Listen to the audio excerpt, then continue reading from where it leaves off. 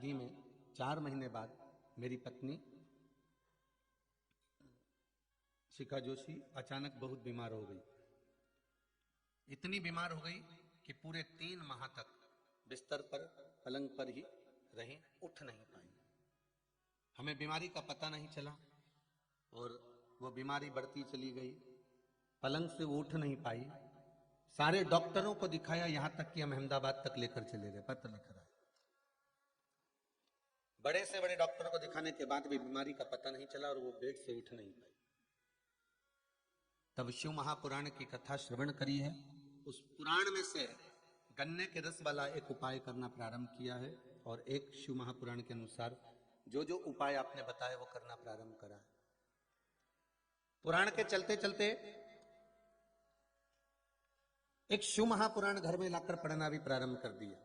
बाबा की ऐसी कृपा हुई, पशुपति व्रत भी चले, उपाय भी चले और आज मेरी पत्नी अब ठीक है, पूर्ण तरह से स्वस्थ है। अब एक भी गोली नहीं खा रही, एक भी टेबलेट नहीं ले रही। ये पत्र भेजा। विश्वास अगर दृढ़ है, भरोसा अगर पक्का है तो बाबा आपके साथ में है। विश्वास के लिए एक ही पत्र भी किसी ने भेजा है महाराज, बड़ा सुंदर है। संध्या जी जयसवाल रांची से हैं, झारखंड से। उन्होंने भी पत्र भेजा है, बड़ा सुंदर।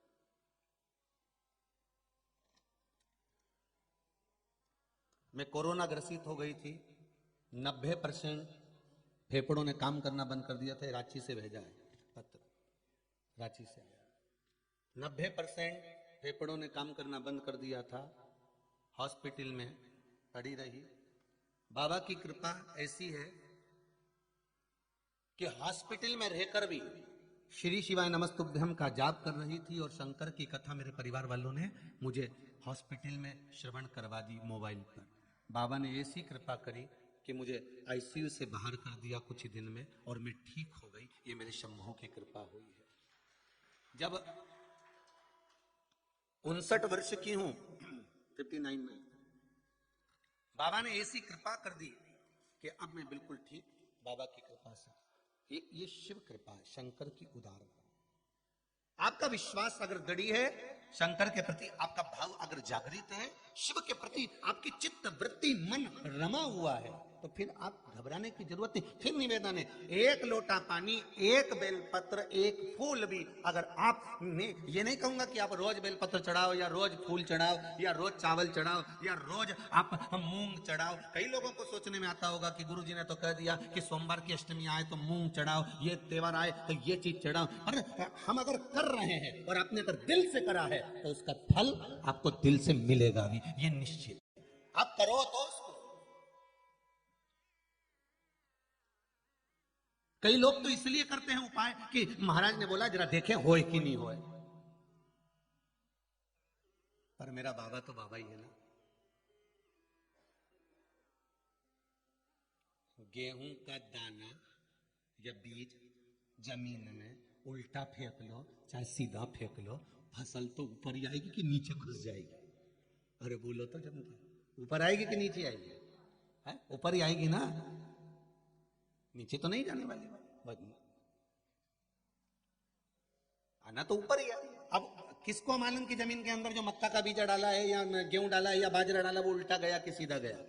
राम नाम तुमने कैसे बोला, चाहे कपट से बोला हो, चाहे छल से बोला हो, चाहे बेईमानी से बोला हो, चाहे प्रपंच से बोला हो, चाहे भगवत स्मरण से बोला हो, फल तो देगा ना, बीज उगेगा ना, फसल तो आएगी ना, और फसल का पौधा आएगा तो ऊपर ही। उसी तरह तुम कैसे भी राम भज लो, कैसे भी कृष्ण भज लो, कैसे भी शिव भज लो, कैसे भी तुम उपाय कर लो, किसी भी रूप में कर लो, भले तुम परीक्षा लेने के लिए कर रहे हो कि हम परीक्षा लेते हैं, हम देखें जरा होए कि नहीं होए, तो भी हो।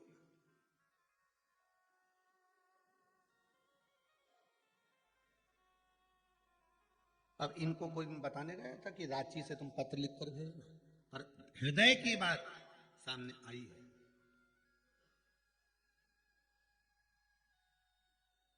महाराज अब दिल से अगर भगवान को भज रहे हो, 1 लोटा पानी भी अगर दिल से चढ़ा रहे हो, हम तो कहेंगे बिल्कुल हृदय से, और अगर पानी भी नहीं चढ़ा सक रहे हो, ना बेलपत्र चढ़ा सकते हो, ना आप चावल चढ़ा सकते हो, ना पुष्प चढ़ा सकते हो, ना आप शमी पत्र चढ़ा सकते हो, ना आप धतूरा चढ़ा सकते हो, तो शिव मंदिर में जाकर दिल से उससे एक बार मिलकर तो आओ, बात कर कर देखो।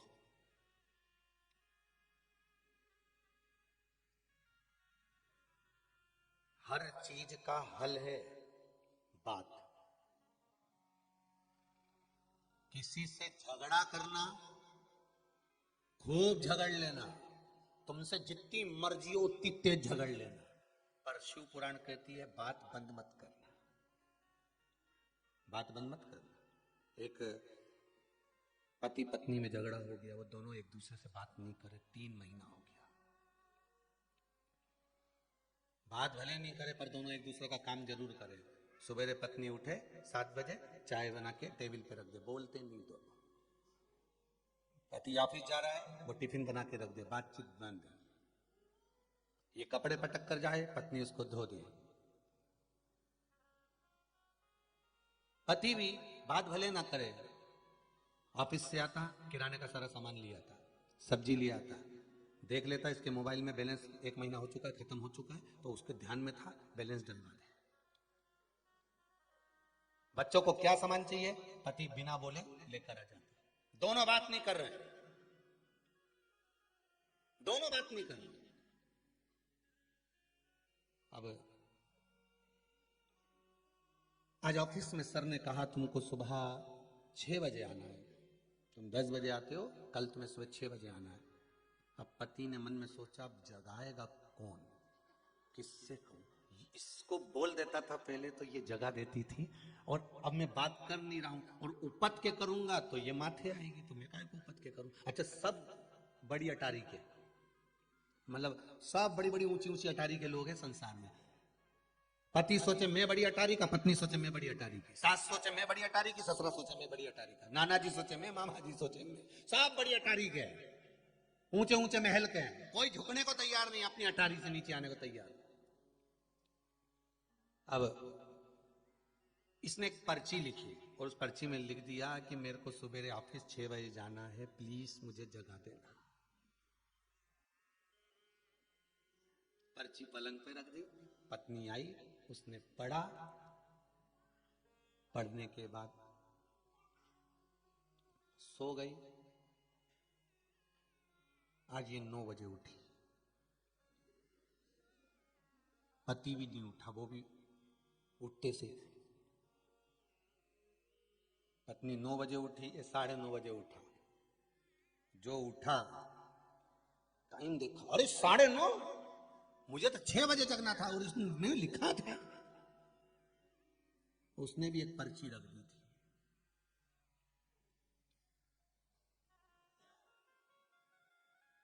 उसने भी एक पर्ची रख दी थी नीचे, 6 बज गए उठ जाओ।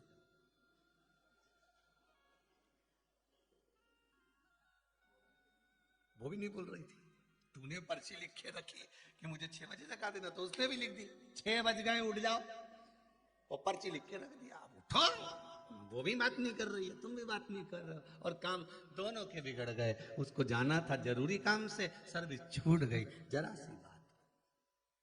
खूब झगड़ा करो, खूब लड़ लो, तुम्हारी मर्जी पड़े, खूब भी बात कर लो, पर निवेदन है बात बंद मत करना, बात करो, उससे कुछ सुलह जरूर निकलेगी, कुछ अच्छी जगह तक पहुंच सकते हो। अगर बात नहीं करोगे तो 4 लोग उधर भी मिलेंगे, 4 इधर भी मिलेंगे, वो केवल हरी मिर्ची काट काट के पोहे में बघार लगाएंगे। कोई कोई मीठी नीम भी डाल सकता है, पोहा है, एक पोहा तो एक उपमा, दो। बात अगर बंद हो जाएगी तो कई लोग किसी ना किसी रूप में तुम्हें बघार लगाना चालू कर देंगे, कुछ ना कुछ बोलना। तो निवेदन, आप कुछ भी करो, बात बंद ना करिए, बात चालू रखिए। अगर आप शिव जी को 1 लोटा पानी नहीं चढ़ा सकते, जल नहीं चढ़ा सकते, बेलपत्र नहीं चढ़ा सकते, भगवान के लिए आप कोई नियम धर्म धारण नहीं कर सकते, तो शिव मंदिर में जाकर शंकर से बात ही तो कर लो, थोड़ा बैठ के बोलो तो, शंकर से कुछ कहो तो। आप जब शिव से कुछ कहोगे तो बाबा क्यों ना स्वीकार करेगा।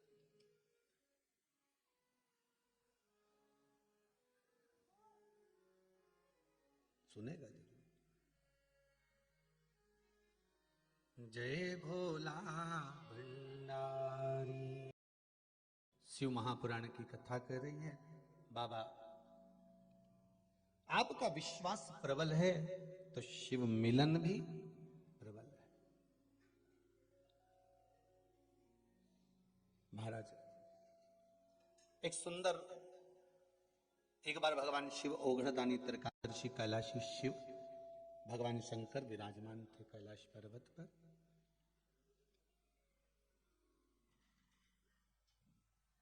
तभी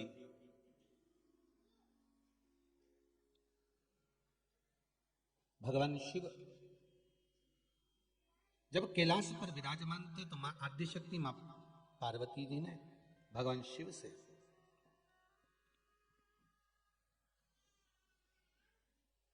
एक निवेदन करा, प्रभु ये ब्रह्मा जी द्वारा जो निर्मित है, ये सृष्टि खंड, जो सृष्टि की रचना ब्रह्मा जी कर रहे हैं, क्या इस सृष्टि खंड के अंतर्गत, जहां ब्रह्मदेव सृष्टि की रचना कर रहे हैं, उस सृष्टि के अंतर्गत जो वसु है उसने एक सुंदर यज्ञ का आयोजन रखा है। भोलेनाथ जी, सारे देवता जा रहे हैं, थोड़ा प्रेशर बढ़ाइए भाई, सारे देवता जा रहे हैं तो हमारा भी तो फर्ज है कि हम भी चलें उस पावन यज्ञ की ओर। एक बात अपने जीवन में उतार कर रखिएगा, अपने जीवन में साध कर रखिएगा कि किसी के यहां अगर कोई गलत कर्म हो रहा है तो भले आप ना जाए, पर किसी के यहां अगर सत्कर्म हो रहा है और आपको अगर सूचना है तो जरूर जाए।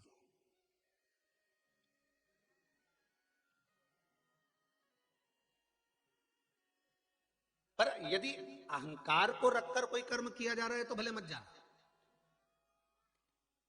अभिमान को रखकर अगर कोई कर्म किया जाए तो वहां बिल्कुल ना जाए।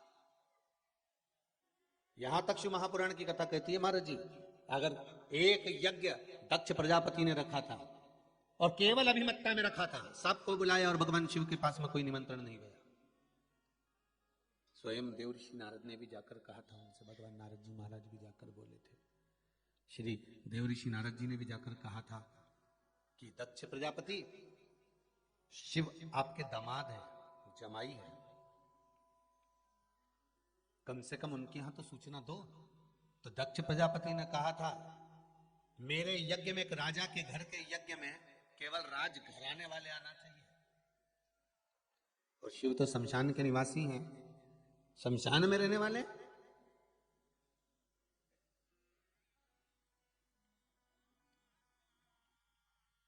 मैं नहीं चाहता कि शंकर यहां आए। अब ये अभिमान, अहंकार, अभिमत्ता दिखाने के लिए तो कहीं ये यज्ञ नहीं रखा।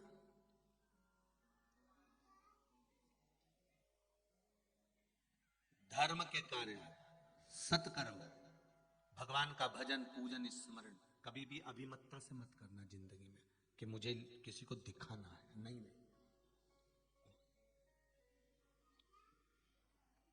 धर्म के कार्य में दिखावा नहीं होना चाहिए। एक दान, भजन, स्मरण, प्रभु चर्चा, ये दिखावे में नहीं होना चाहिए।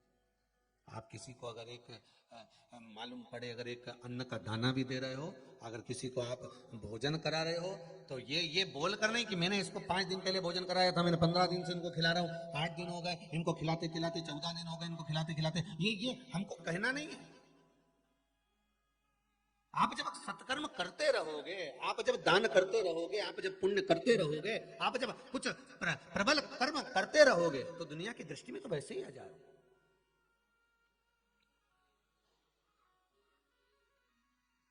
दिखावा कर हमें भगवान को प्राप्त नहीं कर सकते। और अगर हो सकता है कि कोई आपको दिखावे से मिल भी जाए, पर ये शिव महापुराण की कथा कहती है कि मेरा शंकर आपके दिखावे से कभी प्रसन्न नहीं हो सकता। मेरा शंकर आपके दिखावे से कभी प्रकट नहीं हो सकता। फिर निवेदन करूंगा, बहुत बहुत भाव से कहूंगा, हृदय की बात है, इसलिए बार बार कह देता हूं कि भाव से दिल से कोई बात निकलती है तो कह देते हैं कि दिल से कह रहे कि शंकर को रिझाने के लिए दिखावा बिल्कुल मत करिए। शिव को रिझाने के लिए कि मैं त्रिपुंड धारण कर लूंगा और रुद्राक्ष की माला पहन लूंगा तो शिव मिल जाएंगे, या मैं शमशान की भस्म रमा लूंगा तो शिव मिल जाएंगे, या मैं मृगछाला पहन लूंगा तो शिव मिल जाएंगे, या मैं जटा जूट बनाकर धर लूंगा तो शिव मिल जाएंगे। भगवान शंकर कभी दिखावे से प्रकट नहीं होते। मेरे शिव जब भी मिले हैं दिखावे से परित होकर मिले हैं। उज्जैनी की कथा, भगवान महाकाल राजा के उस समय पर जो राज्य था राजा का, उस समय पर जो राजा विराजमान थे, एक छोटा सा बच्चा अपनी मां, जो मां बेधव्य थी, पिता नहीं था उस बालक का, पहले कथाओं में वर्णन किया है। छोटा सा बच्चा भगवान शिव के मंदिर में जाता है, स्मरण करता है, संकीर्तन करता है, दान करता है, पुण्य करता है, मां से पूछता है कि शिव की भक्ति कैसे प्राप्त हो। मां ने कह दिया एक शिवलिंग का निर्माण कर कर, उसका पूजन कर कर, उसका भजन कर कर, उसी से सुख की प्राप्ति उत्पन्न हो सकती है। और वो बच्चा, वो बालक शिव भक्ति में रम गया। अब वो बालक ना तो शंकर भगवान का अभिषेक जानता था, ना वो बालक शिव जी का कोई पाठ जानता था, ना वो बालक शंकर की पूजन कैसे होती है वो भी नहीं जानता था। ना वो पाठ जानता है, ना वो पूजन जानता है, ना वो अर्चना जानता है, ना वो सेवा जानता है, ना वो आराधना जानता है। वो तो केवल एक चीज जानता है कि मेरी माँ शिव मंदिर में जाती है तो मुझे शंकर जी के मंदिर जाना है, मुझे शंकर जी का अनुमोदन करना है, मुझे शंकर जी का स्मरण करना है, मुझे शिव भगवान पर एक लोटा जल चढ़ाना है। छोटा सा बालक ना स्तुति जानता है, ना मंत्र जानता है, ना साधना जानता है, ना तप जानता है। अब बहुत सुंदर बात उठाकर देखना, प्रहलाद के चरित्र को उठाकर देखो तो वो तप साधना में डूबे थे कि नहीं डूबे थे? भगवान की भक्ति में डूब गए। ध्रुव जी का चरित्र उठाकर देखो तो वो भगवान की भक्ति में डूब गए। मीराबाई का चरित्र उठाकर देखो, मीरा भगवान की अविरल भक्ति में। पर ये बालक तो छोटा सा बालक है, मात्र 4 वर्ष का बालक, केवल 4 वर्ष का बालक, और वो जानता ही नहीं कि पूजन कैसे होती है, उसको पहचानता ही नहीं कि भजन कैसा होता है। उसको तो इतना मालूम है कि माँ एक लोटा पानी लेकर जाती है, शिव जी को समर्पित करती है, शंकर भगवान पर जल समर्पित करती है, शंकर भगवान को बेलपत्र समर्पित करती है, शंकर भगवान को पुष्प समर्पित करती है। उसने भी बस इतना ही देखा था कि शंकर भगवान की भक्ति ऐसे करना चाहिए, शिव के मंदिर जाना है, एक लोटा पानी चढ़ाना है, बेलपत्र चढ़ाना है, पुष्प चढ़ाना है, अक्षत चढ़ाना, ये उसने देखा है। और देखकर अपने भीतर भगवान की भक्ति को धारण कर लिया अपने भीतर। फिर हुआ क्या, मां क्रोध में आ गई एक दिन, और मां ने कहा इतनी छोटी अवस्था में दिन भर पूजन में लगा रहता है, दिन भर पूजन में लगा रहता है, और मां क्रोध में आई और उसने शिवलिंग उठाकर फेंक दिया।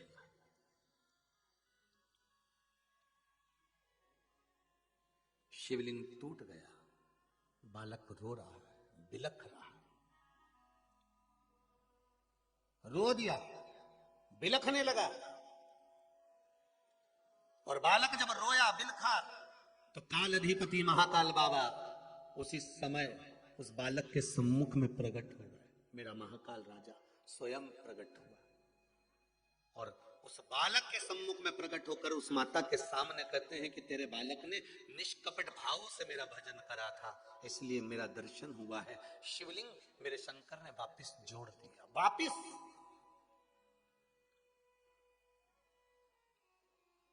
अब विचार करिए, मां मना कर रही है पर निर्मल भक्ति थी।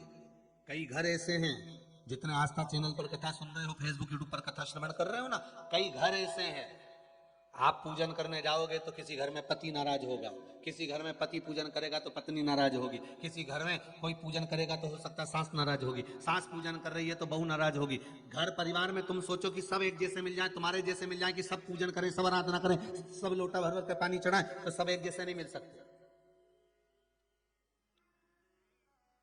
घर में सब एक जैसे प्राप्त नहीं होंगे, कोई कोई पाँव खींचने वाला होगा, कोई तुम्हारा हाथ खींचने वाला होगा, कोई तुम्हारे लिए अपशब्द कहने वाला होगा, कोई तुम्हारे लिए ताने देने वाला होगा, कोई तुम्हारे लिए शब्दों के बाण छोड़ने वाला होगा। उसका कारण क्या होता है? उसका एक कारण है, और सबसे प्रबल कारण उसका एक है कि भगवान की भक्ति में तुम्हें जोड़ना।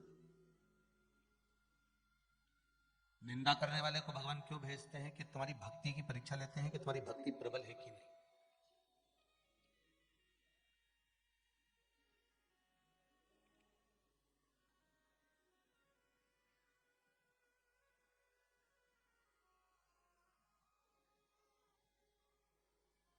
एक प्रसंग आता है, पार्वती मैया ने शंकर जी से कहा, सुदामा कृष्ण का प्रिय है,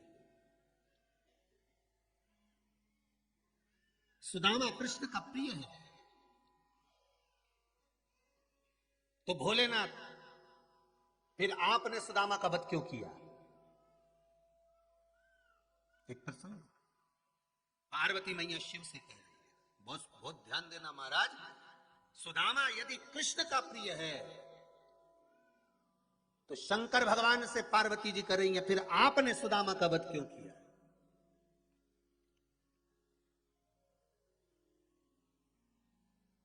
फिर आपने सुदामा का वध क्यों करा? स्कंद पुराण बड़े ध्यान से पढ़ना, स्कंद पुराण को। स्कंद पुराण में वर्णन आता है, देवी भागवत में वर्णन आता है कि भगवान कृष्ण बिरजा सखी से बात कर रहे हैं। गौलोक धाम की कथा ही है। कौन सा धाम की कथा है? गौलोक धाम। जैसे वैकुंठ धाम वैसा गौलोक धाम। गौलोक धाम में बिरजा सखी से भगवान कृष्ण बात कर रहे हैं।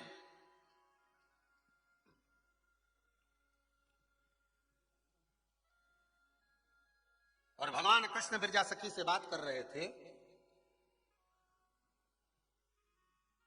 आज बिरजा सखी भगवान कृष्ण के नजदीक में बैठी हुई और बड़ी बड़ी मीठी मीठी बात कर रही है। और बिरजा सखी, और ये बिरजा सखी भगवान कृष्ण के ऊपर आसक्त है।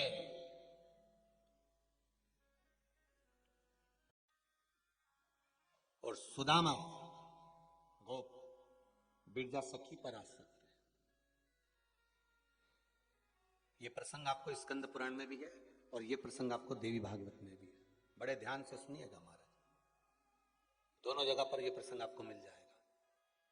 जिनके हृदय में संशय हो वो स्कंद पुराण भी पढ़ सकते हैं, देवी भागवत भी पढ़ सकते हैं।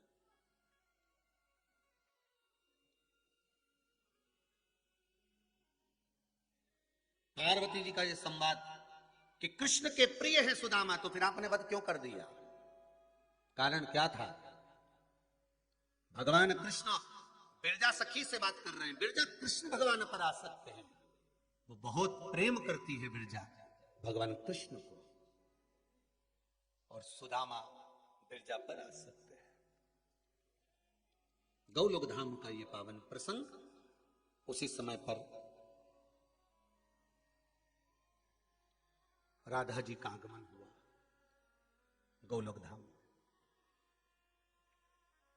और गोलोक धाम में जब राधा जी का आगमन होता है, राधा जी जब गोलोक धाम में प्रवेश करती हैं, गोलोक धाम में जब राधा जी प्रवेश करी, उस समय पर राधा जैसे ही गोलोक धाम में प्रवेश करी हैं, बस राधा जी ने जो बिरजा को कृष्ण भगवान के करीब में देखा, नजदीक में देखा,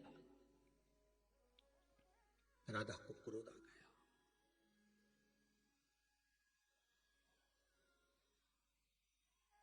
राधा जी को क्रोध आया, और राधा जी को क्रोध आया तो राधा महारानी उसी समय पर क्रोध में लाल होकर बोली, रे बिरजा, तू मेरी सखी होकर तू कृष्ण के करीब में बैठी है,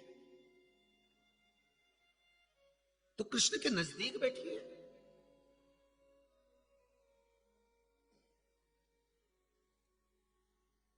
राधा जी कहती है, बिरजा मैं तुझे श्राप देती हूं, जो कृष्ण मेरे स्वामी हैं, गोलोक धाम के स्वामी भगवान कृष्ण के पास में बिरजा तू बैठी है, मैं तुझे श्राप देती हूं कि तू भूमंडल पर जाएगी, मृत्यु लोक में जाएगी। ये मेरा श्राप है तुझको।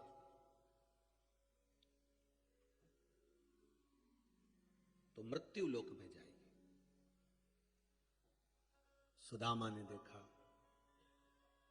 बिरजा को श्राप दिया है, तभी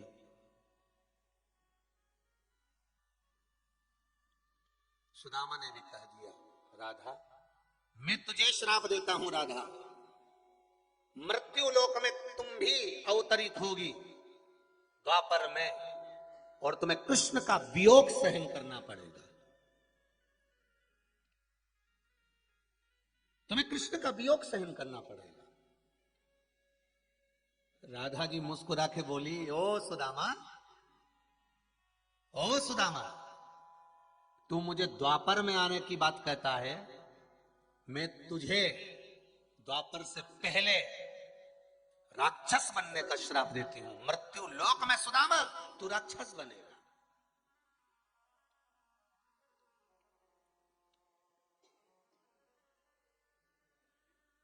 भूमंडल पर जाकर मृत्यु लोक में तू राक्षस बनेगा, मेरा श्राप है तेरे को। और वो सुदामा जो भगवान के गोलोक धाम में निवास करने वाला, भगवान कृष्ण के सखा के रूप में रहने वाला सुदामा महाराज मृत्यु लोक में आवे, क्योंकि श्राप लगा हुआ था, मेरा श्राप है तुझको। और सुदामा दानवराज दंभ के घर में पैदा हुए, जिनका नाम शंखचूर्ण हुआ। क्या नाम पड़ा? शंखचूर्ण। और शंखचूर्ण का वध किसने करा? पहले की कथाओं को उठाकर देखिए, उसमें कहा शिव ने। शंखचूर्ण बना, और जो बिरजा सखी थी मृत्यु लोक में भ्रमण करती हुई, मृत्यु लोक में एक राजा हुए जिनका नाम था धर्मध्वज। उन धर्मध्वज के घर में एक बेटी का जन्म हुआ जिसका नाम था तुलसी।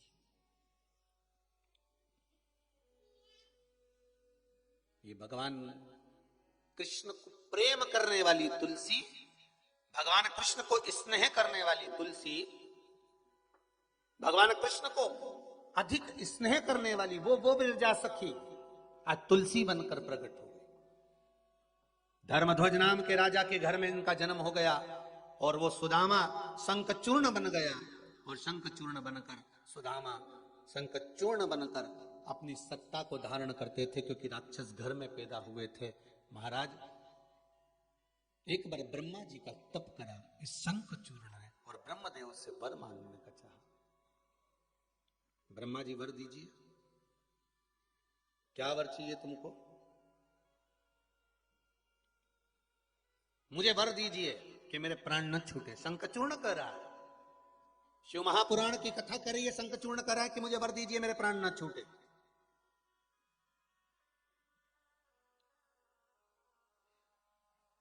मेरे प्राण नहीं छूटना चाहिए, आप मुझे वर दे दीजिए।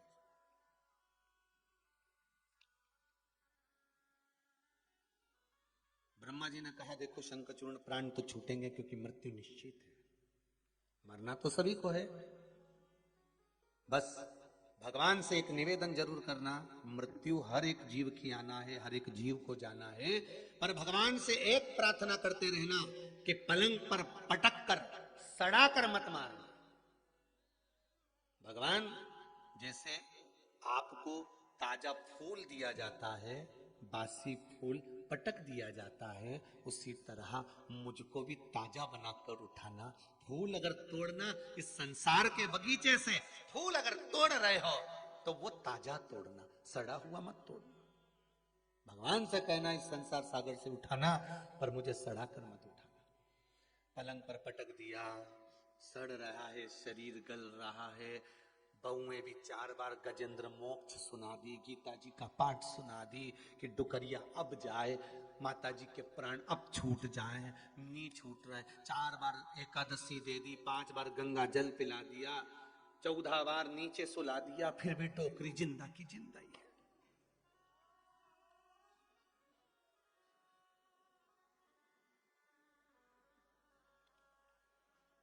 फिर भी जिंदा की जिंदा।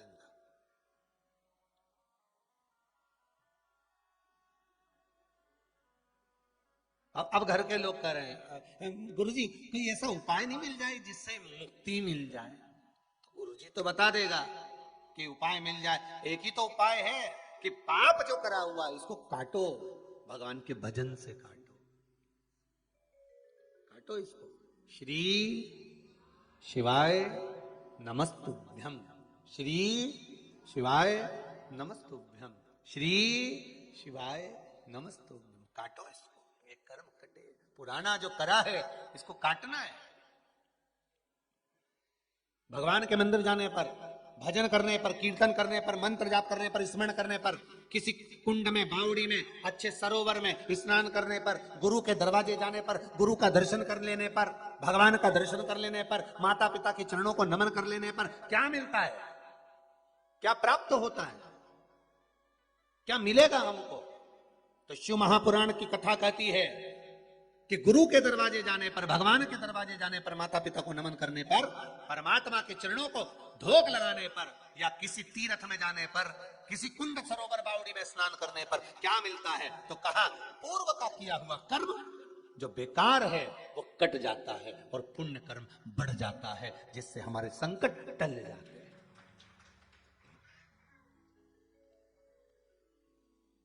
ये एक पत्र लिखा है संगीता शांतिलाल जी राठौर, जिला शाजापुर, काला पीपल मंडी से है। गुरुदेव 15 साल से किराए के मकान में रह रही थी, पत्र में लिखा है 15 साल से किराए के मकान में रह रही थी गुरुदेव। पशुपतिनाथ का व्रत प्रारंभ किया और गुरुदेव पहला व्रत जैसे ही प्रारंभ किया पूर्ण हुआ और हमारे को किसी की सूचना आई कि ये प्लाट है, पर गुरुदेव घर में 1 रुपया भी नहीं था, तो भी बाबा ने कृपा कर कर उस पशुपति व्रत का क्या भाव है गुरुदेव कि बाबा ने कृपा कर कर मुझे वो प्लाट 5 व्रत भी पूरे नहीं हुए दिलवा भी दिया, और उस प्लाट पर मकान बनकर हम लोग रहना भी चालू कर दिए हैं। ये शिव की कृपा है, ये शंकर की करुणा, ये शंकर की उदारता है, ये शिव कृपा है, ये शंकर की दया है गुरुदेव। महाराज एक पत्र और है, निशा संदीप नामदेव जस बवड़िया से। हम बहुत बहुत आभारी हैं गुरुदेव। हमारा निवेदन है, आभार व्यक्त करना है तो भोलेनाथ जी का करो, क्योंकि गुरु जी कुछ नहीं करता, करता सब भोलेनाथ जी ही है। आभार अगर करना है, बहुत बहुत आभारी हैं। बहुत नीचे थे, बहुत नीचे थे गुरुदेव, बहुत कष्ट में थे, पर जब से बाबा की कथा सुन रहे हैं तब से ऐसी कोई खुशी नहीं जो बाबा ने हमको नहीं दी, सारी दुनिया की खुशी प्रदान कर दी। ये पत्र में लिखा है निशा संदीप नामदेव जस बावड़िया से, ये पत्र है महाराज, जस बावड़िया से। ऐसा कोई खुशी नहीं जो बाबा ने नहीं दी, सारा सुख दे दिया। जीवन का सब आनंद, जीवन का सब सुख शिव दे सकता है। आप भरोसा रखकर, विश्वास रखकर, दृढ़ता रखकर भगवान से निवेदन करेंगे, भगवान से कहेंगे तो भगवान देगा, क्यों ना देगा। शिव महापुराण की कथा कर रही है। संकचूर्ण नाम का राक्षस ब्रह्मा जी का तप कर रहा है और ब्रह्मा जी से वर मांग रहा है कि मेरे प्राण न छूटे। तो ब्रह्मदेव ने कहा ये नहीं हो सकता कि प्राण न छूटे, मरना तो है, निश्चित है, छूटेंगे, बस इतना जरूर है, आपसे भी कहूंगा, आप हो चाहे हम हो, मृत्यु सबकी आनी,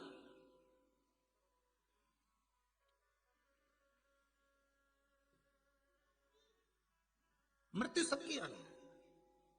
बस निवेदन भगवान से करना कि हमको पलंग पर मत पटकना, हमें किसी रोग, हमें किसी बीमारी में मत पटक देना। आजकल का जो खान पान है ना भाई, आजकल का जो खान पान है ये कोई शुद्ध खान पान नहीं है, सब चीज नकली मिल रही है संसार में, सब कुछ नकली। हम तो कहेंगे पूरे संसार में सब कुछ नकली है, केवल एक ही असली है, भगवान का नाम। दुनिया भर की चीज नकली है और उसको हम खा रहे हैं, शरीर में रोग ग्रसित होते जा रहा है। पहले के समय में ये कैंसर रूपी बीमारी कहीं इक्का दुक्का को सुनने में आती थी साहब, कि किसी को हो गई। कैंसर जैसी बीमारी कहीं इक्का दुक्का को, 2 4 को, 8 को, 15 को सुनने में आती थी। आज के जमाने में कैंसर जैसी बीमारी एक एक शहर में, एक एक गांव में, एक एक नगर में जरा घूम कर आओ तो ढेरों के सामने खड़े मिल जाते हैं। कैंसर जैसी बीमारी है।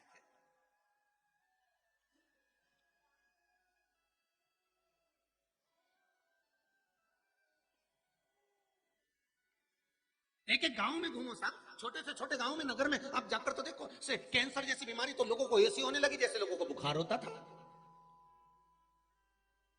जैसे पहले लोगों को सर्दी जुकाम होता था, ऐसा कैंसर जैसा रोग होने लगा। जिसको देखो कहीं गठान यहाँ हो गई, कहीं गठान वहां हो गई, जरा सा चेक करवाया कैंसर बता दिया, जरा सा चेक करवाया कैंसर बता दिया। कारण क्या है?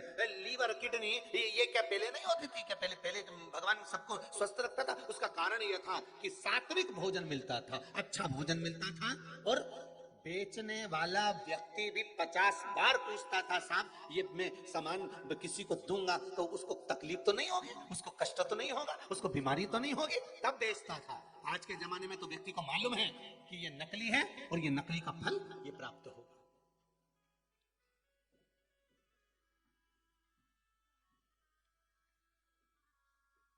फिर भी बेच रहा है। महाराज, एक करबद्ध निवेदन आप सबसे, रोग बीमारी बहुत बढ़ती जा रही है। एक निवेदन करूंगा, हफ्ते में एक दिन ऐसा बनाओ कि जिस गौशाला में गौ माता को हरा चारा मिलता हो, जिस गौशाला में गौ माता को सात्विक भोजन मिलता हो, उस गौशाला में जाकर गौ माता की, उस गौशाला की सेवा करो।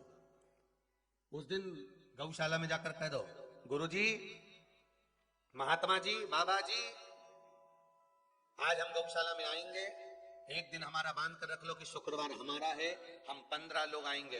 गौशाला में ना तो कोई गोबर उठाए ना कोई सफाई करे, हम 15 लोग सवेरे आएंगे, गौशाला में सफाई करेंगे, गौ माता की पूरी देख रेख करेंगे, सेवा करेंगे।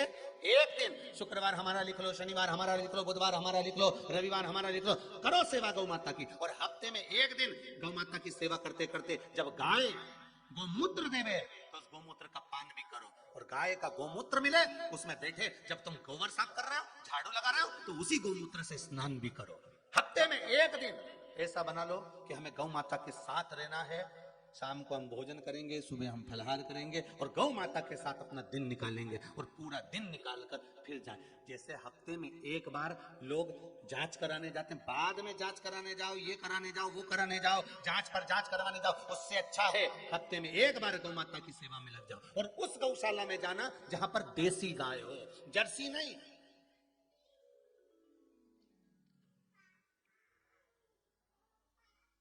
जो गाय क्रॉस कर कर बनाई जाए वो जर्सी गाय नहीं चाहिए, हमें देसी गाय चाहिए, जिस गाय की सेवा भगवान राम ने करी है, जिस गाय की सेवा भगवान कृष्ण ने करी है, जिस गौ माता की सेवा स्वयं भगवान शिव करे हैं, जिस गौ माता के उदर में शंकर जाकर बैठ गए हो, जिस गौ माता की श्वास से शिव प्रकट हो गए हो, हमें वो गाय चाहिए, देसी गाय होना चाहिए।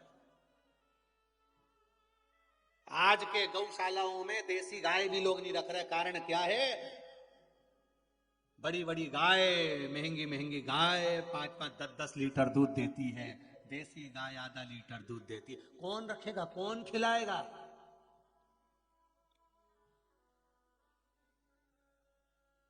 कौन खिलाएगा?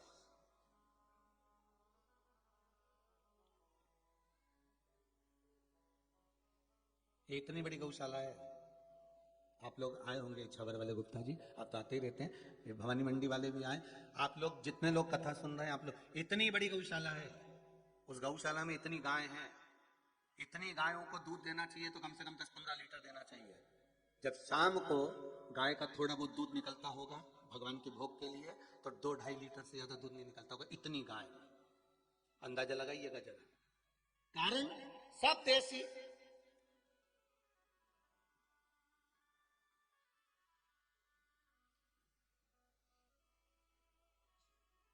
जो किसी काम के लिए छोड़ दी गई वो इस गौशाला।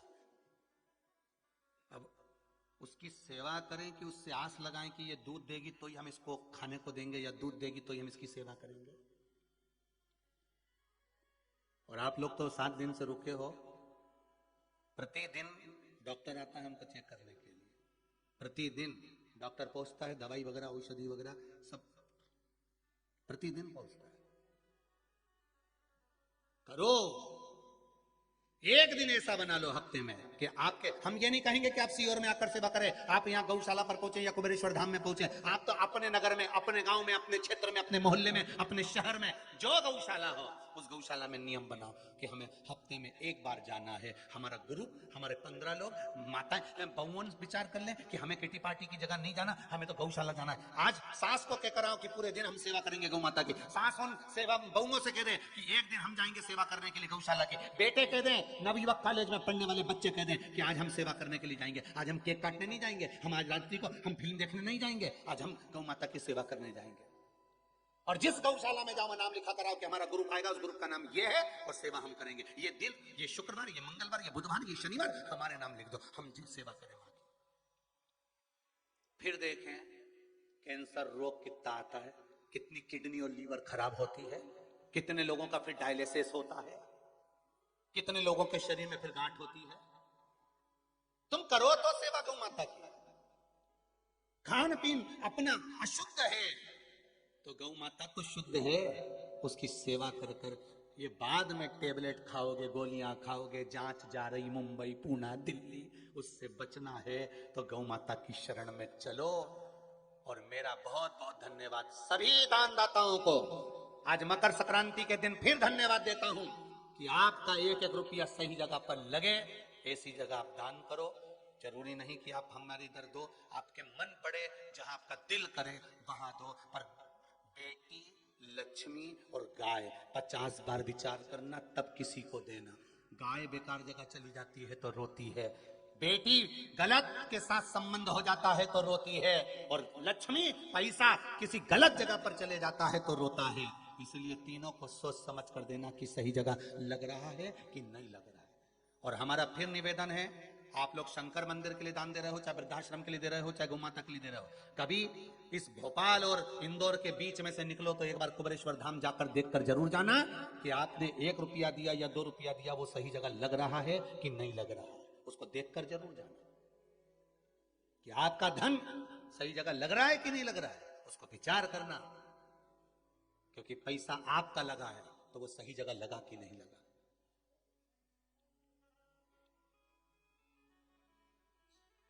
उस धन को सत्मार्ग में लगाइए, इस शरीर को सत्कर्म की ओर लगाइए। सुदामा गौलोक धाम को छोड़कर राधा जी के श्राप से राक्षस बन गया, शंखचूर्ण राक्षस, जिसका वर्णन शिव महापुराण में आता है, स्कंद पुराण में आता है, देवी भागवत में आता है। वो शंखचूर्ण नाम का राक्षस बन गया वो सुदामा, और शंखचूर्ण नाम का राक्षस बना और भगवान ब्रह्मदेव से कह रहे मुझे वर दीजिए कि मेरे प्राण ना छूटे। भगवान ब्रह्मा ने कहा ऐसा वर मैं नहीं दे सकता कि प्राण ना छूटे, छूटेंगे, बस भगवान से निवेदन करना कि पलंग पर ना पटके। फिर निवेदन है कि कुछ कर्म अच्छा करते हुए चलो, शरीर को थोड़ा सा साधते हुए चलो।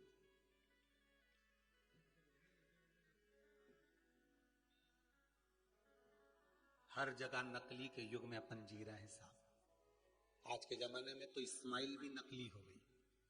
पार्टी में जाओ तो सरी, किसी के शादी में पहुंचो तो सरी, रिश्तेदार भी एक दूसरे से मिलते हैं तो बस ऊपर से हंसते हैं, अंदर से तो कुड़ते हैं, खूब तुम्हारी है, आराम तुम्हारी है।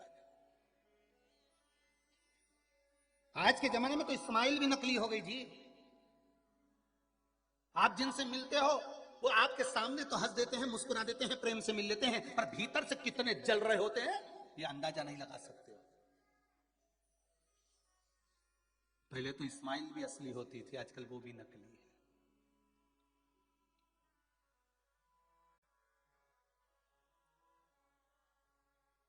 किस किस पे विश्वास करें साहब। वो कितनी सुंदर बात है, एक एक व्यक्ति बहुत घर से परेशान हो गया तो उसने सोचा मैं बहुत परेशान हो गया इस नकली संसार से, मैं तो मर जाऊं तो अच्छा। और जैसे ही उसको लगा तो वो गया और जाके जहर ले आया और जहर लाया और रात्रि को खा लिया। सुबह उठा, कुल्ला मंजन करा, पोहा खा गया।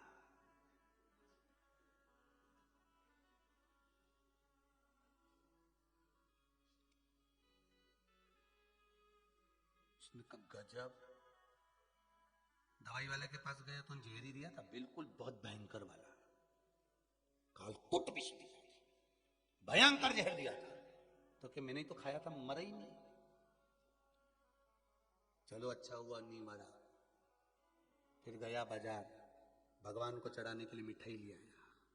भगवान तूने बचा लिया। भोग लगाई ने, मिठाई जो खाई ने, आधा घंटा में मर गया। जहर भी नकली था और मिठाई भी नकली थी। जहर नकली था इसलिए बच गया, और मिठाई नकली थी इसलिए मर गया। वो भी नकली था। असली मिल कहां रहा था? ढूंढो तो। आज के जमाने में तो असली घी नहीं मिले तो गुरु कहां से मिल जाएगा? असली गुरु ढूंढना भी कठिन है महाराज। सुखदेव जी महाराज जब श्रीमद् भागवत कथा सुनने के लिए गए, 300 ऋषि रास्ते में मिले थे, और 300 ऋषि में आखिरी ऋषि थे सुखदेव जी महाराज, श्री सुखदेव जी महाराज। और सुखदेव जी ने एक ही खड़ी खोटी सुना दी। एक सुखदेव जी महाराज ने राजा परीक्षित को एक शब्द का खड़ा कहा। क्या चाहता है राजा? राजा कहता 7 दिन है मेरे पास में। तो गुरु जी ने कह दिया चाहता क्या है? 7 दिन है तो क्या चाहता है? बस आप बताओ। बाकी के संत मिले थे, उन्होंने कहा था हमारे पास बैठिए, हम यज्ञ करेंगे, ये करेंगे, वो करेंगे, अनुष्ठान करवाएंगे, ये करवाएंगे, आप बताओ क्या करना है। सुखदेव जी ने कहा देख भैया, 7 दिन है तेरे पास, मरेगा तो सही, पक्का है, लिख के दे देता हूं, मरना तो है। तू सोचे कि मैं अनुष्ठान कराऊंगा, भागवत सुना दूंगा तो तू मरेगा नहीं, तो ये गारंटी नहीं है रे दादा हो। और आप लोग भी अच्छे से सुन लेना रे, जितने आस्था चैनल पर कथा सुन रहे हो, जितने मोबाइल पर सुन रहे हो, फेसबुक यूट्यूब पर सुन रहे हो, कि सियोर वाले महाराज ने उपाय बताया है तो बिल्कुल लाख करेगा, पक्का है। सियोर वाले महाराज पे भरोसा मत करना, एक रत्ती का नहीं। कहा महाराज? महाराज एक रत्ती का भरोसा मत करना। अगर उपाय कर रहे हो, शंकर जी का कोई उपाय कर रहे हो, तो शंकर के भरोसे पर करना कि वो तारेगा। सियोर वाला महाराज कुछ नहीं जानता। सुखदेव जी ने भी कह दिया देख भाई, मरना तो निश्चित है, मरेगा पक्का है, गारंटी है, तो मरना ही है, क्योंकि तूने काम ही ऐसा कर, मरा हुआ सांप डाल के आया समीक ऋषि के गले में, तो मरेगा तो पक्का है, ये तो तुझे निश्चित है कि तू मरेगा। तो फिर राजा परीक्षित ने कहा आप बताओ क्या करूं? तो क्या इतना हो सकता है कि जब सुई चुभेगी तो दर्द नहीं होगा। 2 तरह की नस होती है, वो नर्स जो होती है ना सिस्टर, हॉस्पिटल में 2 तरह की होती है। एक नर्स ऐसी होती है, नहीं तुम पूछे ना, ऐसी चुभाए प्राण निकली जाए, और दूसरी जिससे पहचान रहती है ना नर्स से, सिस्टर से जिससे पहचान रहती है, तो उससे जाकर आंटी थोड़ा ध्यान, आंटी की चिंता मत कर, पहचानो, तेरी मम्मी के अच्छे से जानती हूं मैं। वहां से निकलू ना होटला पे, तेरी मम्मी हमारे चाय पिलाए, पहली बार तो तू मेरे पल्ले पड़ा है, तो चिंता मत कर, ऐसी इंजेक्शन लगाऊंगी मालूम ही नहीं पड़ा। वहां नर्स ने बिठाया, बात करती रही मम्मी के ने पापा की, और जो दवाई भरी और जो चुभोई, और चुभोते से छोरा बोला आंटी लगा दो इंजेक्शन। आंटी बोले कब का लग गया छोरा? तो क्या दर्द तो हुआ ही नहीं। तो क्या बस यही तो बात है, पहचान वाले के पास जाओगे तो इंजेक्शन तो लगना है। इंजेक्शन वो भी लगाएगी ना, इंजेक्शन ये भी लगाएगी, बस अंतर इतना सा है, यमराज भी बंदी बनाएगा और परमात्मा भी लेकर जाएगा। यमराज ले गया तो दर्द होगा, और परमात्मा ले गया तो दर्द नहीं होगा। सिस्टर दो ही, सिस्टर दो, थोड़ा दर्द। तो सुखदेव जी महाराज ने कहा देख रहे बाबा, प्राण तो छूटेंगे, और अपन भी कह रहे बाबा देखो उपाय करना है, जो जो शिव महापुराण से बताया जाए, सियोर वाले महाराज पर विश्वास कर कर मत करना, पर शंकर पर विश्वास कर कर करना, शिव पर विश्वास कर कर करना।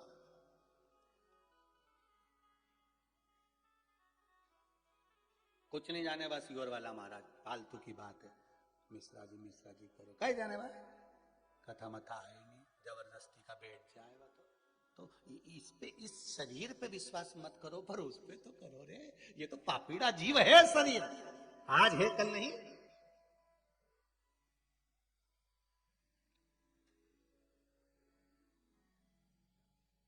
क्या विश्वास? सुखदेव जी ने कहा प्राण छूटेंगे, फिर तो के इंजेक्शन तो लगेगा, बस मैं तुझे भागवत सुना देता हूं। भागवत सुनने में अगर तेरा मन लग गया, प्राण छूटे भी तो मालूम नहीं पड़ेगा। गरुड़ पुराण कहती है हजारों बिच्छू डंक मारे इतनी तकलीफ होती है प्राण छूटते समय, बस वही दर्द तो नहीं चाहिए। जब कोरोना की वैक्सीन लग रही थी ना, तो लोगों को बहुत डरा दिया था, 2-4 दिन तक बुखार आएगा न, हाथ में दूजी जाएगा, ये सब लट-ठट हुई जाएगा न, फिर तो तुम हिल ही नहीं सकोगे न, कंगा भी नहीं फिर आएगा। तो गंजा उनने तो सोच लिया था कि अपना तो बाल ही नहीं कंजा जान दे, अपन तो लगवा लो वैक्सीन, पर हाथ नहीं दूजेगा न, पाँव नहीं दूजेगा न, बुखार ही जाएगा है। अब जिसके वैक्सीन लग रही ओके तो बुखार नहीं आ रहा, पर जो लगा रही बेचारी लगा लगा के बुखार आई जा रही है, उल्टा हो गया।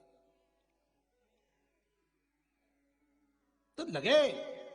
सुखदेव जी ने भी राजा परीक्षित से कहा था प्राण जाएंगे पर चिंता नहीं, भागवत अगर सुनी है, चित्त मन लगाया है भगवान में, प्राण छूटते समय दर्द नहीं होगा। शंखचूर्ण से कहा सुन रे शंखचूर्ण, मरेगा तो सही क्योंकि पूर्व का कर्म है, तूने राधा रानी को श्राप दिया है, राधा ने तुझको श्राप दिया है, कर्म का भोग भोगना पड़ेगा, मृत्यु लोक में आया है तो भोगना तो है, तो फिर कुछ वर दे दीजिए, क्या वर चाहिए बोल।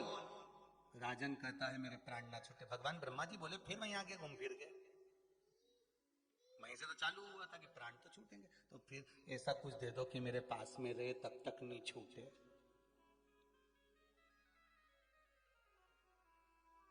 मेरे पास में रहे तब तक नहीं छूटे।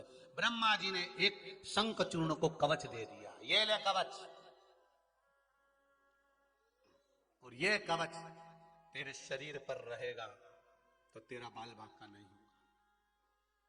एक कवच ब्रह्मा जी ने शंख चूर्ण को दिया था कि ये तेरे पास होगा तो तेरा बाल बांका नहीं होगा। शिव महापुराण भी आप सबको एक कवच दे रही है, श्री शिवाय नमस्तुभ्यम।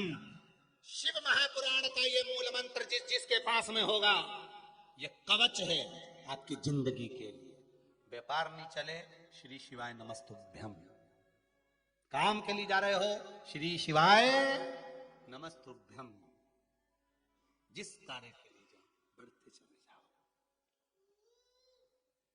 चित्त धारण कर कर जाइए। महाराज फिर निवेदन है महाराज जी, अगर जरा सा भी जीवन में अगर कोई तकलीफ आ रही है, कष्ट आ रहा है, परेशानियां पर परेशानी आ रही है, तो पीछे मत हटना। दुख दहन स्तोत्र का पाठ बेलपत्री के पेड़ के नीचे बैठकर, सीधे हाथ में घी का दिया, उल्टे हाथ पर तेल का दिया, और सामने बेलपत्री का वृक्ष हो और दुख दहन स्तोत्र का पाठ सोमवार की सोमवार बेलपत्री के पेड़ की छांव में करना प्रारंभ कर दीजिए।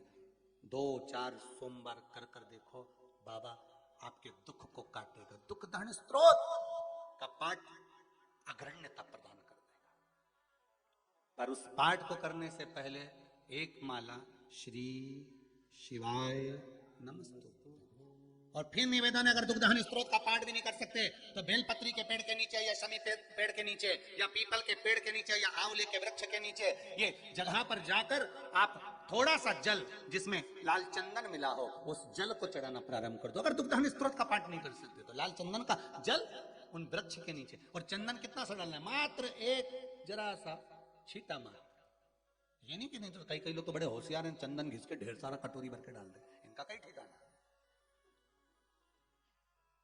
हाँ, इनका कोई भरोसा है। एक मरीज डॉक्टर साहब के पास गया, डॉक्टर साहब बहुत तबीयत खराब हो रही है, बहुत तबीयत खराब हो रही है, मरीज बहुत तकलीफ है। डॉक्टर साहब ने कहा ऐसा ऐसा कर लेना, ठीक है।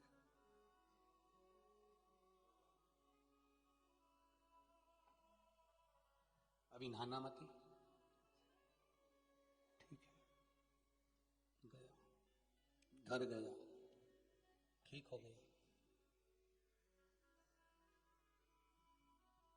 22 दिन के बाद डॉक्टर साहब के पास फिर गया। डॉक्टर साहब बोले क्या है, नहाऊं कब? डॉक्टर साहब नहाऊं कब? डॉक्टर बोले तुम कौन? आया था दिखाने के लिए, आपने बोला था नहाना मत। तो डॉक्टर हाथ जोड़ के बोला अभी तक नहीं नहाया?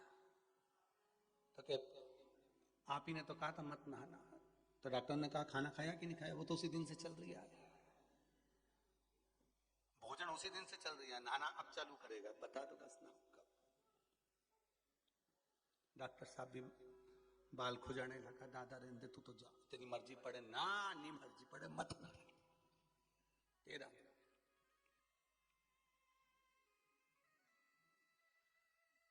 मकर संक्रांति है, सभी लोग बाल्टी में तिल्ली डाल डाल के नहीं लिया होगा, पानी में तिल डालते ना, थोड़ी सी तिल्ली डालेंगे फिर नहाएंगे। तो एक बच्चे ने अपनी मम्मी से पूछा कि मम्मी ये बाल्टी में तिल्ली डाल के क्यों नहाते, कारण क्या है? तो मम्मी बोली अच्छा रहता है, अच्छा रहता है। पर बच्चे के मन में नहीं आया, तो बच्चा अपने गुरुजी के पास गया, गुरुदेव माँ ने आज बाल्टी में तिल डाल दी थी पानी में, और फिर हमने स्नान करा, उसका फल क्या है, उसका फल क्या है? तो गुरुजी ने कहा तिल शनि का प्रभाव देता है, जिस पात्र में तिल को डाला जाता है, मकर संक्रांति के दिन उस जल से जो स्नान करा जाता है, केवल शनि का भाव इतना प्रबल होता है कि सारे ग्रह शनि के अनुकूल होकर उसको अनुकूलता प्रदान करना चालू कर देते हैं। एक मकर संक्रांति पर मात्र तिल के, इसलिए कई लोग तिल का उपटन भी करते हैं, कोई लोग तिल डाल के नहा लेते हैं, तिल का महत्व है। अब शंखचूर्ण को एक कवच मिल गया, एक कवच,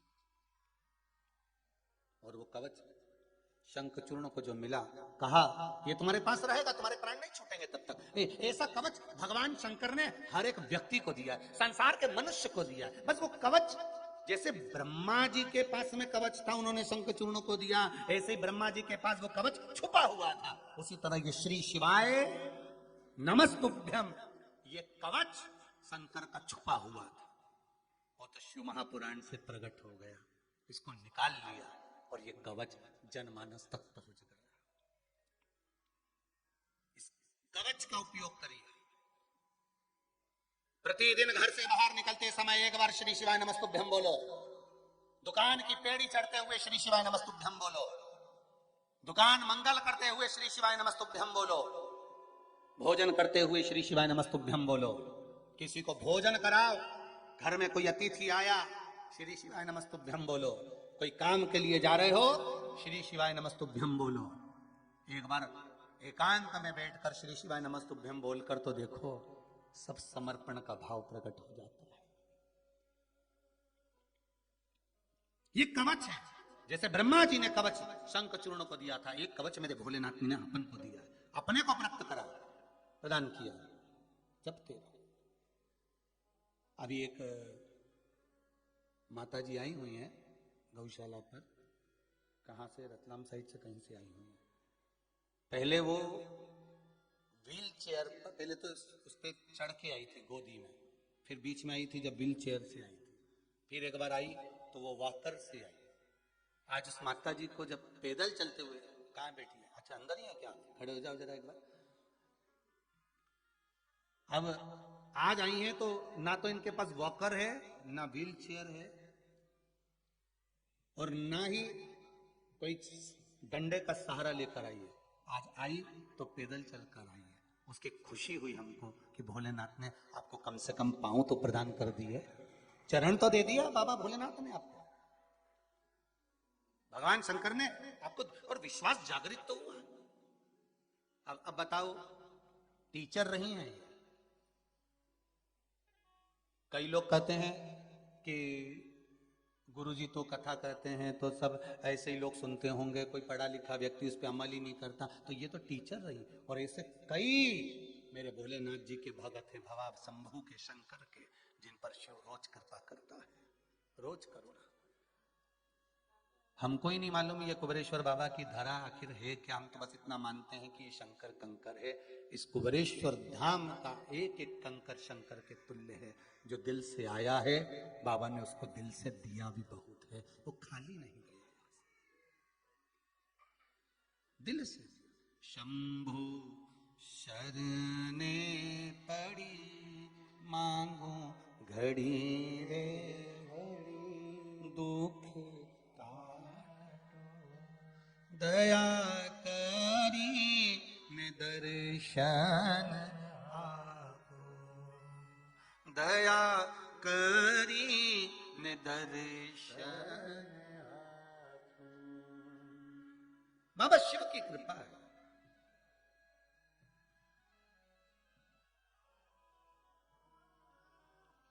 बाबा शंभू की कृपा है।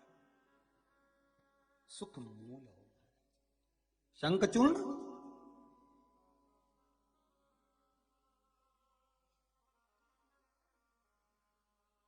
शंखचूर्ण कवच प्राप्त कर लिया।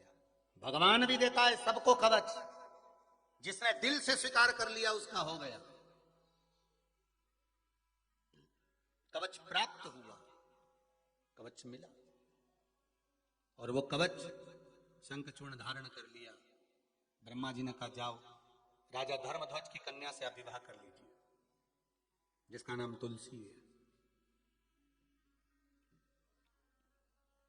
सुदामा जिस बिरजा सखी को चाहता था, वो बिरजा सखी तुलसी बनकर पैदा हुई और तुलसी बनकर जन्म ली और धर्मध्वज की कन्या बनी और शंखचूर्ण के साथ उसका विवाह हो। पर तुलसी का जो भाव है वो राक्षस प्रवृत्ति का नहीं है। शंखचूर्ण को श्राप दिया था राधा जी ने कि तू राक्षस बनेगा मृत्युलोक में जाकर, पर तुलसी को यह श्राप नहीं दिया कि तू राक्षस बनेगी। तुलसी को तो श्राप दिया तू मृत्युलोक में जाएगी। धर्मध्वज की कन्या बन गई तुलसी, पर इसकी प्रवृत्ति राक्षस की नहीं है। पर धर्मध्वज की कन्या तुलसी भगवान की उपासना में लगी रहती थी, भगवान की भक्ति में लगी रहती थी।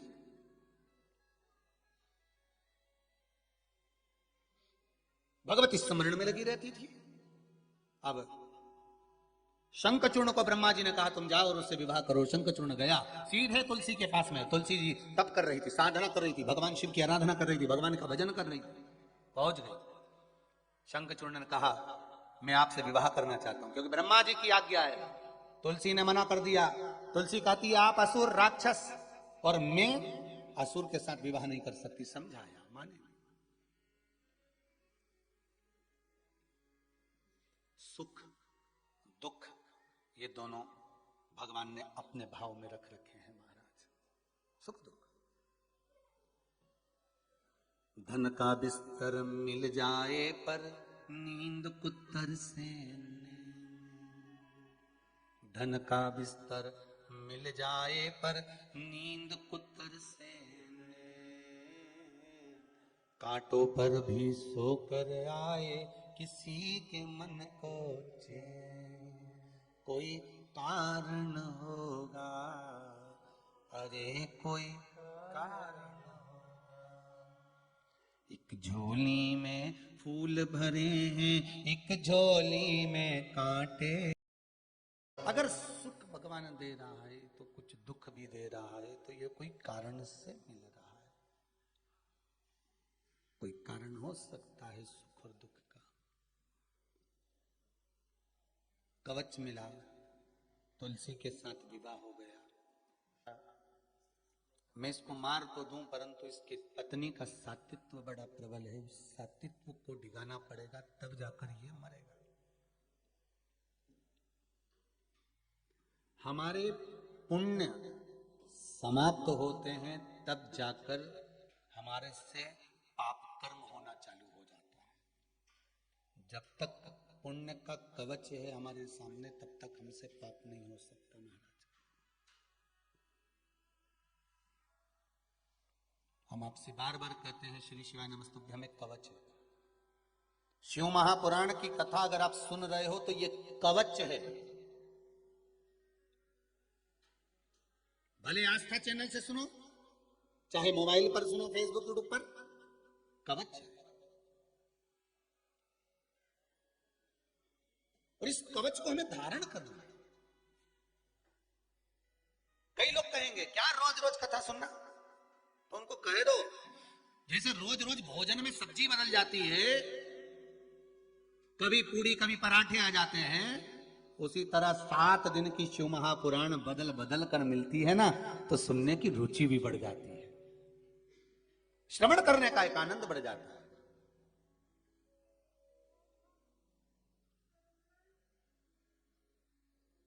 श्रवण करने का एक सुख बढ़ जाता है। अब अभी आज कथा का 6ठा दिन हो जाएगा, कल 7वां दिवस हो जाएगा। ये सुंदर मानसरोवर शिव महापुराण की कथा विराम हो जाएगी। फिर इसके बाद शायद 23 से है, फिर बीच में 5-6 दिन का गैप होकर फिर 23 जनवरी से फिर शिव महापुराण की कथा प्रारंभ हो जाएगी। भगवान शिव की फिर वही पावन लीला। उस शिव महापुराण का नाम रहेगा शिवगण शिव महापुराण की कथा।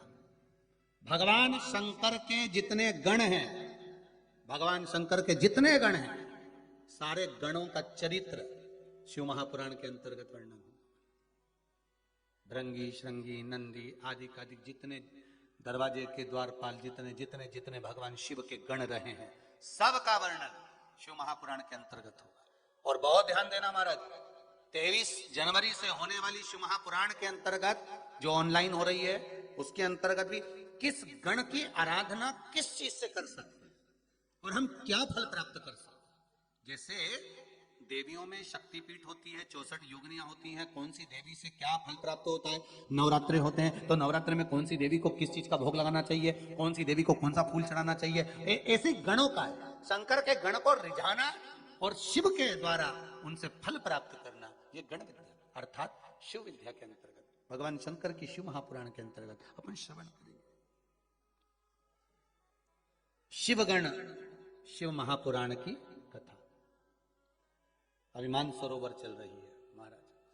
शंख चूर्ण को मारने के लिए भगवान विष्णु ने जाकर उस तुलसी का सातित्व डिगा दिया।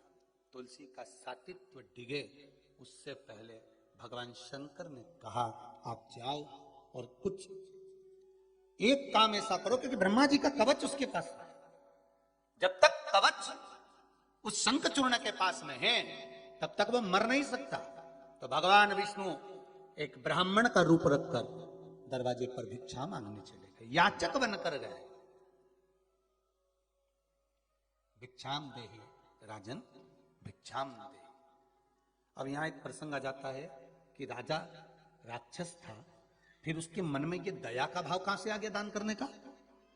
राजा बलि भी राक्षस था, वामन भगवान को दान करने का भाव कहां से जागृत हो गया। जो राक्षस प्रवृत्ति का होता है उसके मन में दान का भाव प्रकट कैसे होता है। शिव महापुराण की कथा कहती है आप कितने भी कठोर हो, कितने भी कठोर हो, पर आपके मन में नहीं नहीं मुझे वहां दान करना है, नहीं नहीं मुझे इसको भोजन कराना है, नहीं नहीं मुझे वहां दान करना है। अगर दान करने का भाव तुम्हारे भीतर अगर प्रकट हो रहा है तो समझ लेना ये आज का नहीं है, तुम्हारे कई जन्म पहले का भीतर वो दान प्रकट होता है। हृदय में कोई सुख प्रकट होता है तब जाकर हमारे मन में देने का भाव प्रकट होता है।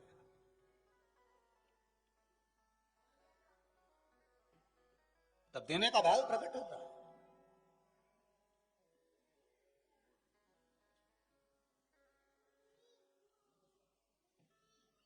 अगर हमारे भीतर अगर भाव आ रहा है कि हमको ये कन्यादान करना है, हमको गौ दान करना है, हमको अन्न दान करना है, हमको अमावस्या है, संक्रांति है, ये पर्व है, वो पर्व है, हमें ये देना, तो भीतर से अगर कुछ प्रकट हो रहा है तो ये आपका नहीं, ये पूर्व का है आपका।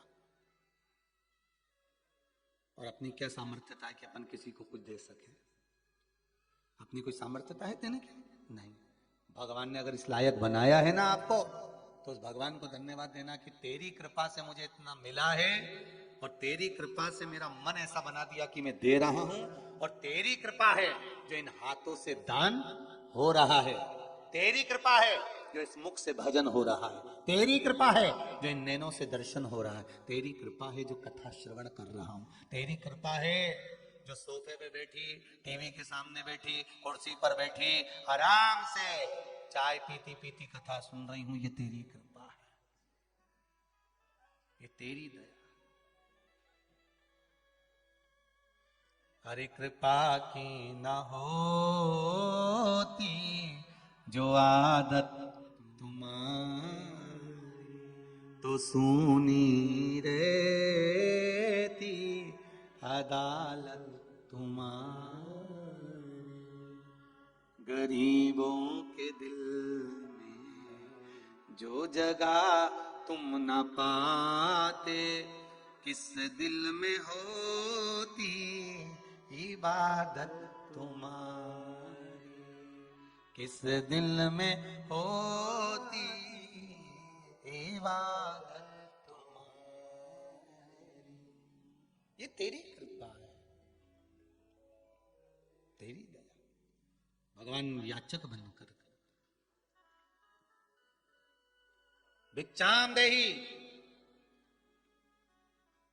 भिक्षाम देहि। ये प्रसंग चल रहा है शंकर जी और सुदामा का, जिस सुदामा का वध शिव कर रहे, ये वो प्रसंग चल रहा है।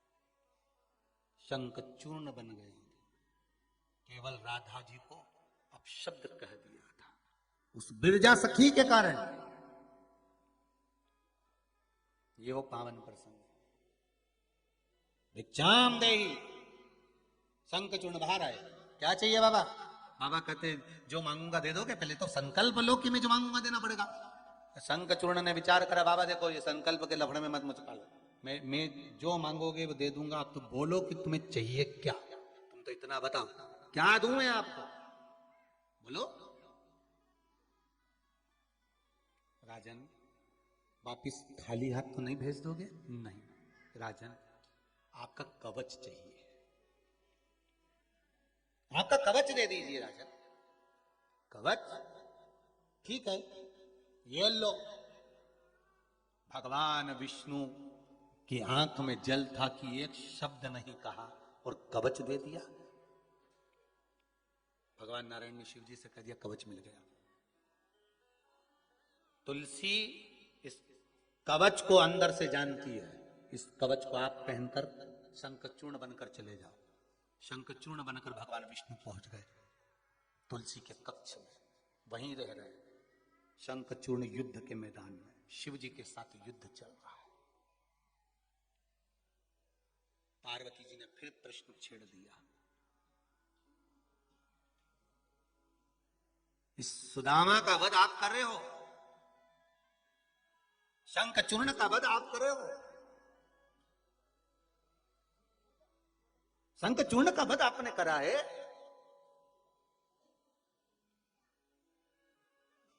प्रभु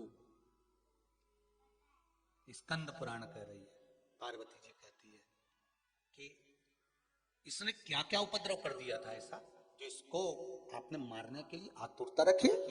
शंकर भगवान ने कहा सुनो पार्वती,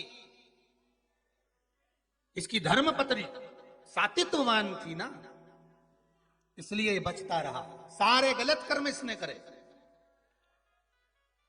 राक्षस कुल में जन्म लिया माना, पर कुछ अच्छा भी तो करता चलता। कोई कर्म अच्छा नहीं था, केवल एक कवच का दान दिया है, इसलिए इसका संहार हुआ। तुलसी के सामने शंखचूर्ण का शीश पड़ा था, रो पड़ी तुलसी। भगवान विष्णु को देखा तो कहा नारायण मैं आपकी आराधना करती हूं और आपने मेरे साथ ऐसा किया। भगवान शंकर सामने आकर खड़े होकर तुलसी के सामने कहते तुलसी ये बैकुंठ की बात है, गौलोक धाम की बात है, तुलसी तू बिरजा सखी है, ये नारायण कृष्ण थे, नारायण बनकर आए हैं, ये कृष्ण हैं। तुझे राधा का श्राप लगा था बिरजा, इसलिए तुम मृत्यु लोक में आई है। ये सुदामा है शंखचूर्ण, जिसको राधा का श्राप लगा था, इसलिए राक्षस कुल में जन्म हुआ। और ये सुदामा तुझे चाहता था, इसलिए तेरी पत्नी बना, पति बना, और तू नारायण को चाहती थी, इसलिए नारायण तेरे को प्राप्त हुए। तुलसी रो पड़ी, गंडकी नदी के रूप में प्रवाहित होने लगी। गंडकी नदी के रूप में प्रवाहित होती है। भगवान नारायण पत्थर के पाषाण के रूप में शालिग्राम जी बन जाते हैं। कल आप परसों आपको कथा में कहा था, जल में शालिग्राम जी हैं तो हमारे ताप को हर लेते हैं, और जल के बाहर शालिग्राम जी की अगर शिला मिल रही है, रखी हुई है, वो पानी में नहीं है, तो वो ताप प्रदान कर देते हैं। महाराज शंखचूर्ण का वध किया, गंडकी नदी प्रकट हुई। ये वो गंडकी है, वो गंडकी नदी है जिसमें मेरे नारायण शंखचूर्ण के बाद मेरे नारायण इस गंडकी के जल से प्रकट होते हैं। ये वो गंडकी है, साधारण नहीं है गंडकी।